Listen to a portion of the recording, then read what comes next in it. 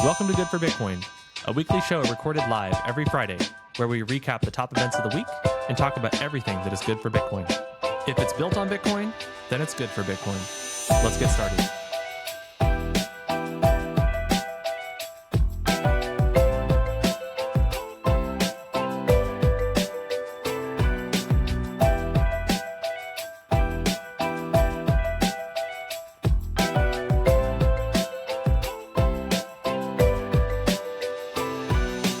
Content shared on this podcast is for informational and entertainment purposes only. It does not constitute financial, investment, or legal advice. The views and opinions expressed are those of the host and guests and do not reflect the official policy or position of any other agency, organization, or company. We encourage you to conduct your own research and consult with a qualified professional before making any financial decisions.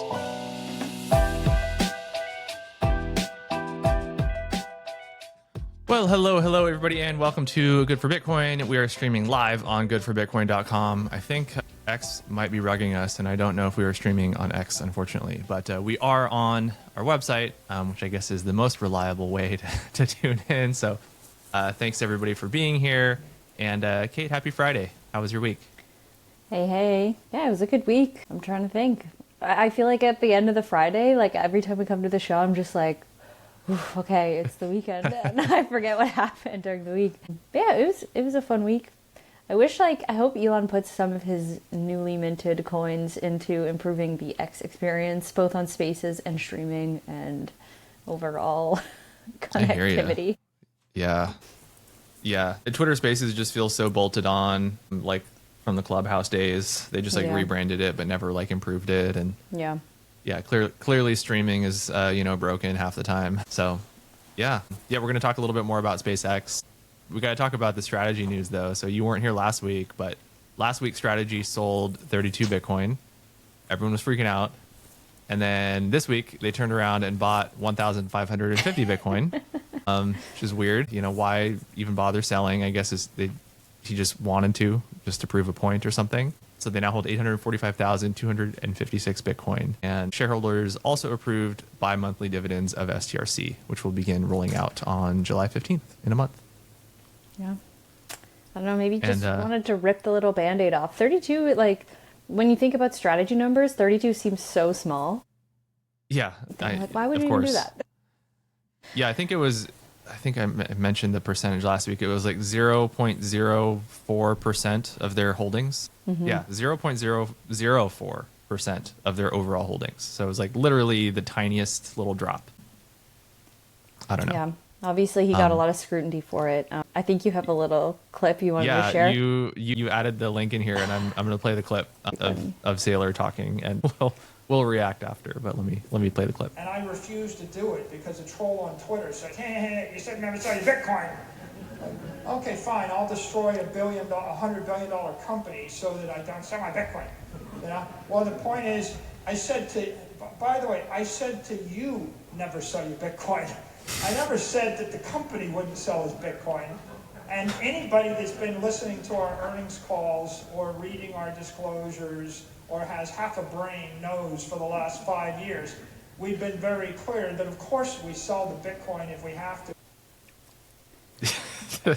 There's the clip. Don't do as I say, not as I do. Or, I guess is what he's trying to say there. But I don't know. I don't buy it. I think he's reversed course a little bit, and I think so. I think it's so funny. I feel like maybe they just had a really strong marketing plan that's we are going to ride on this never sell your Bitcoin phrase. And I mean, I'm sure that they had this is not the first time that they've ever considered selling or talked about it, but it's definitely in the public, that was definitely the message that was preached. But fair on him for saying you as an individual should never sell yours. But yeah, it's just weird because I think it was today, Saylor tweeted out saying that he's never sold a single sat. It's what are you talking about? You literally did that last week. Maybe him as Michael Saylor, his own wallet. Maybe, I don't know. Yeah, but it's just he keeps moving goalposts around, and that's kind of annoying. Just own up to it. This is the second time they've sold, actually. I did a little research. They sold in 2022 because for some kind of tax reason. Okay. So. I mean, that's fine. Like, sell if you your have Bitcoin to, for it's taxes and dividends. Otherwise, don't sell it. It's just weird that, like, yeah, I mean, he's just like moving goalposts around. It's like he's gaslighting us, saying that he's never sold Bitcoin when he like literally sold Bitcoin last week. Yeah. Yeah, he literally 9 hours ago, I haven't sold a sat. Strategy is still stacking. Like, you sold last week. What are you talking about? I don't know. And then last week I was talking about it. It was kind of annoying because they did sell, but they didn't really like they didn't really like announce the sale at all. You know, every Monday, right? They're always like tweeting about how they bought Bitcoin, and you know, and I expected them to tweet about the fact that they sold some Bitcoin and providing a little bit of justification for it, but they just didn't. They like didn't tweet about it, like tail between their legs. Like they didn't talk about it, which was annoying. Like, yeah, it's weird. Like, don't do that. It is. It's just like, be transparent about it, and like you don't make it a bigger thing than it is, I guess. But especially because it was such a small amount, like relative to their overall holdings, it just was weird. But this week, which was kind of funny, Strive bought 32 Bitcoin after Strategy sold 32 Bitcoin last week. So maybe to send a message to Strategy. That's pretty funny. So they now hold 19,032 BTC. Wow, that's good. And then we have Nakamoto, who sold 591 BTC. They now hold 4,467. And with this, they also announced that they had eliminated a $45 million of debt and a new loan term sheet with partial extended maturity and adjusted interest rates. I don't know if you want to touch on like the last few points here. Yeah, I guess they're going to be they're using the proceeds from that Bitcoin sale to like kind of just shuffle some money around, like pay off some debt, maybe repurchase some shares. A lot of these, you know, publicly traded Bitcoin companies are doing this now, where they're, you know, buying back their shares on the open market to increase their like Bitcoin per share, which is like a really core metric for a lot of these treasury companies. Yeah. And then they also, like, I guess maybe officially regained Nasdaq compliance from that reverse stock split that they did a few weeks ago. So they're just like kind of trying to shore up, you know, their capital and everything like that, which, I mean, paying off debt certainly makes sense if the debt was like maybe a higher, I don't know exactly what their interest rate was on the debt, but could make sense, you know, to sell that now. And, you know, with Bitcoin being as low as it is, I don't know, maybe trying to buy some more Bitcoin hopefully soon instead of selling it. But yeah. All right. We have also Orange BTC. They bought 41 BTC and then I hold 3,803 Bitcoin. Nice. And then not a Bitcoin buy, but we've talked about that before. SpaceX had their huge IPO today. That's what's covering the timeline right now, which makes them the 8th largest public company holding Bitcoin. So they now have 18,712. And I would imagine they'll keep stacking. We'll see. I feel like they're probably not going to.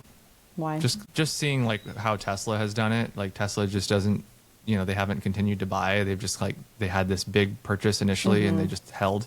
I don't know. It just seems like they would do a similar thing at SpaceX. I'd love to be wrong about that. But yeah, I feel like we probably will not be talking about SpaceX every week in this segment. But we'll see. I'd love to be wrong. Did you buy any of the IPO? I did, actually. Nice. Yeah, I got some pre-allocated shares. I know it's funny. I was seeing like some people were posting about it. Mostly, I think it was on Robinhood where people were saying like, oh yeah, I'd like to, you know, participate in the IPO and I'd like to, you know, I'd like 100 shares, right? And then Robinhood gives them like 1 share. Yeah. Like I did it through Fidelity and I got like 10 shares. So I'm like, that's cool. That's not bad. That's pretty good. Yeah. Yeah, that was the proceeds from my Nakamoto and 21 sales that I did a few weeks ago that I talked about. So we need a Brandon portfolio tracker. It's very boring, very, very boring. It's like mostly S&P. Yeah, I play it safe most of the time. But starting off with, I guess, not some very good news, which is that Botanix this week announced that they are shutting down their entire network, which is really sad because there's a lot of really, really good people over there. I don't know, you probably are a little closer to the news maybe than I am. For sure. I'd love to hear your thoughts on it. Yeah, this was a total shock. And it came as just like I was scrolling the timeline and I saw the post and I was Yeah. like, whoa, like it was such big news for like how I found out about it. But yeah, okay, so a little bit of context. Botanix, they were a Bitcoin layer 2.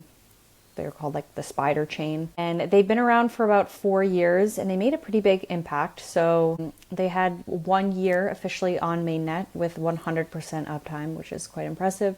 25 million transactions, 200,000 wallets, and huge integrations like Chainlink and GMX. But unfortunately, they just couldn't make the economics work. So their whole bet was growing organically without needing a token or any airdrop incentives, and ultimately they couldn't make it work. So they had this big post that kind of explained what their findings were, what went wrong. So I'll walk through those a little bit. The first one, they said users hold Bitcoin for yield, not frequent transactions. So there wasn't enough revenue from the fees and it never covered the infrastructure costs, which makes sense. You know, a lot of Bitcoiners are not transacting with their Bitcoin. They want to hold it or grow it without actually using it. They also said it's just too early. The market is treating Bitcoin as a reserve asset still. It's not a programmable asset that people are ready to deploy into different DeFi things. One of the things they said is convenience beats decentralization for most people. Unfortunately, that makes sense.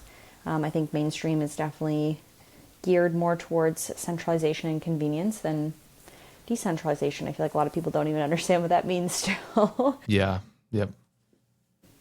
They said launching a token at product market fit was just not a viable business model, and it has stopped working, so that wasn't going to be a strategy for them.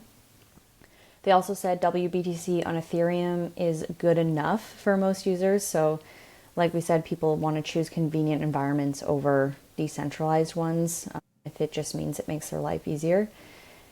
Another one was on-chain activity is consolidating around big distribution players, so centralized exchanges. I mean, Kraken is doing a lot of stuff right now. Coinbase is doing a lot of stuff. Hyperliquid, Robinhood, and yeah, ultimately their users are just holding yield or holding their Bitcoin for yield and not wanting to transact with it. So those were their biggest takeaways. They did mention you do need to withdraw your Bitcoin from the chain before July 9th, which gives you about a month. After that, the Federation will come in and sweep any remaining Bitcoin, which will become officially unrecoverable. So if you don't remove your assets by July 9th, you lose crazy. them. Which is crazy, right? I know that's what I'm thinking. So yeah, I think like my final thoughts were like a huge credit to this team for what they did and what they built. Mm-hmm. I think they brought like a lot of awareness to the L2 space, and you can tell that they were like diehard Bitcoiners, which is cool to see.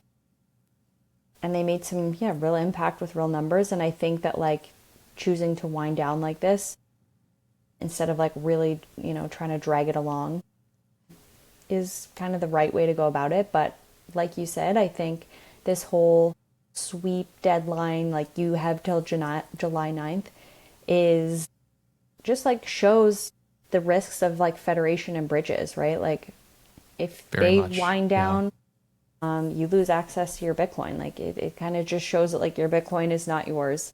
Mm-hmm. So I don't know. Yeah, that's why this is a prime example. It's a really good point. Like prime example of what's the term? Oh God, I had it and then I lost it. Like being able to like withdraw your Bitcoin. Like unseatable. It's on something. I had it and I lost it. Anyway, unrecoverable.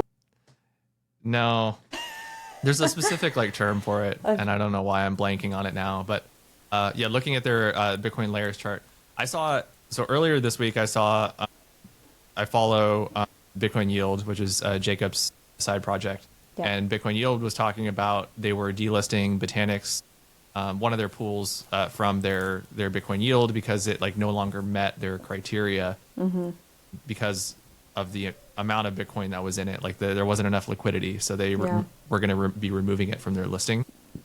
And then the next day, Botanix came out saying that they were shutting down. So that was how I learned about it this week. And yeah, we can see the chart here on Bitcoin layers we're looking at right now. Huge peak in September of 2025. It went from around 150 or so Bitcoin bridged into the network to 450. So like a huge, like 300 Bitcoin deposit. And then it was just like very flat for like a year and a half. Yeah. And now it's currently at its current levels, it's under 50 Bitcoin that's bridged in, 47.37 right now. But yeah, I guess you have, what is it, like 30, a little less than 30 days to take that remaining 47 Bitcoin out. Otherwise, it's not yours anymore, which is pretty wild. I wonder if they'll walk that back and maybe figure out a different way to, allow people to claim it somehow. Oh, I don't know. I hope you're not on vacation for the next month. Yeah, like it's not much hopefully you're time. not on like a retreat or something, and a technology-free retreat for a month. Could you imagine? Then you're really screwed. Yeah. But yeah, bad news. But hopefully, we'll see some talent go elsewhere and some ideas from Botanix go elsewhere. I remember for a while they were like one of the top. Yeah, they were. They just seemed like a very premium chain. Like, Yes, you had this big, rush of like all these new Bitcoin layers a few years ago, and Botanix was like one of the main ones. It was like Botanix and like Bob and a couple others. Felt very legitimate at the time. Yeah. So definitely a shame. But 4 years, right? 4 year cycle in the Bitcoin market, shutting down after around 4 years. That's really the name of the game in these Bitcoin markets, is like to survive these 4 year cycles, like having that kind of Lindy effect of being around for a while.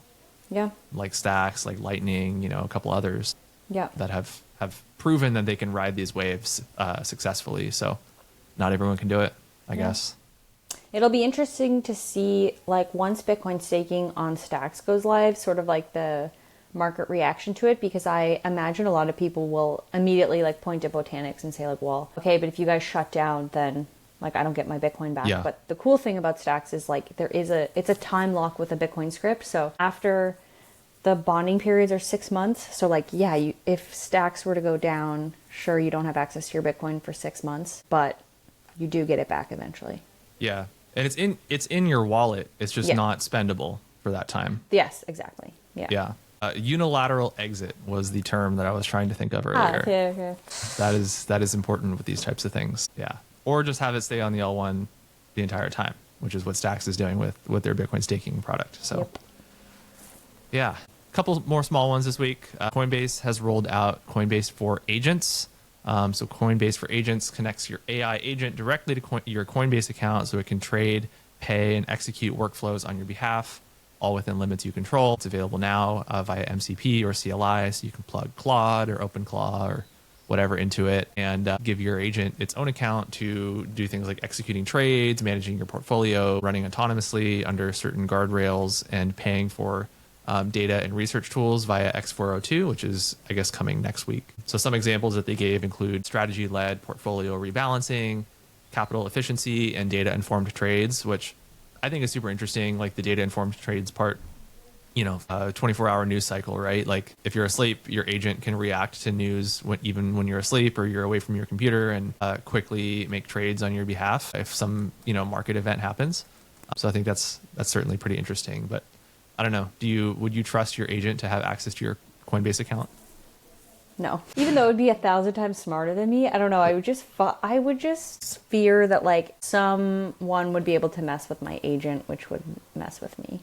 Yeah. And I'm also like not really, like I don't need an agent, I guess. Personally, I know a lot of people like it's so useful for them. Like this is like a total like knock on myself for just like not requiring such sophistication.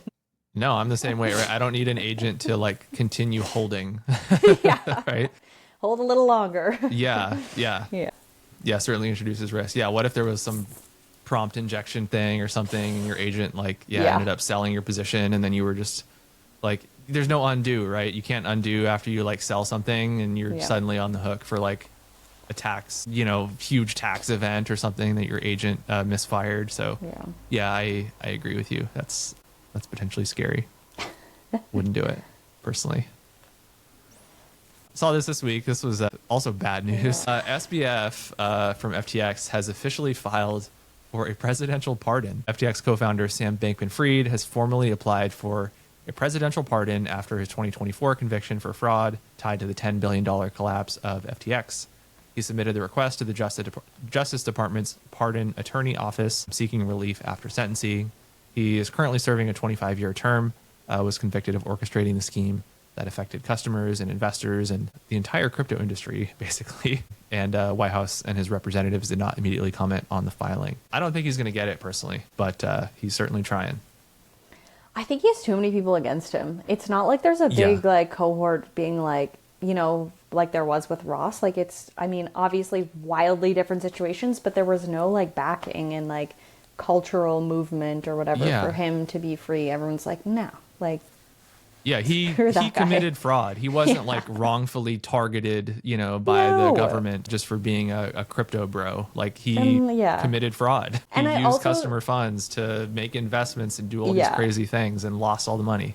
Yeah, I think actually he actively has the culture like against him because everyone points to him to be like, you set us back like years. Like this whole thing. I mean, it's still being talked about as like why crypto sucks. Yeah. 100%. Yeah. Still, the reputation has still been damaged because of SBF. Some more quick headlines for the week. Tether has briefly flipped Ethereum in market cap this week. So Tether became the number 2 cryptocurrency behind Bitcoin for a short time. Crazy. It's no longer that way, but I think it was on like Monday or Tuesday that happened, which was pretty crazy. Yeah, that's huge. Then we have Morgan Stanley. They launched their in-kind creations for its spot Bitcoin ETF in partnership with Galaxy Digital. So this means Bitcoin whales can convert to and from native BTC and into the ETF. Mm-hmm. Nice and easy. Interesting. Some bullish news to end on. I saw a headline this week that said more than half of all the Bitcoin in circulation is now held at an unrealized loss based on like on-chain data. And that signal has coincided with every major bear market bottom in history. So bottom is here. Here first. Yeah, let's go. Oh, wow. Okay, that's a cool stat. That's good. Yeah, things are looking up. Well, thank God. And then totally random. I don't know if this looks cool or not. I don't know what the point of this is, but Cash App basically launched like a mobile network, I guess is what you would call it. So you can now like have your money and your phone plan through Cash App. So it's interesting, I guess. That is interesting. I guess, yeah, it's powered by AT&T's network. So it's kind of just like a, so it's like a Boost Mobile or like, you know, one of these other kind of, brands that sort of like tax on to the major carriers. I use one of these. I use Visible, which is like on Verizon. Yep. But yeah, it's great. It's like $40 a month. It's super cheap, and it's on Verizon. So yeah, get the network there. Yeah, I think that kind of wraps it up for the week. A little bit of a light week, I guess. Definitely. Yeah, definitely. But hopefully we'll have some more good news next week. Yeah, I don't know. Anything else? I really don't have anything. I didn't see anything that interesting. Yeah. I don't know. All right. Well, thank everybody for tuning in. We will see you next week, next Friday at 2 p.m. Eastern. Goodforbitcoin.com is where we stream live. We try to stream on X, but hopefully it works next week. Yeah. All right. Have a good weekend, everybody. See you guys.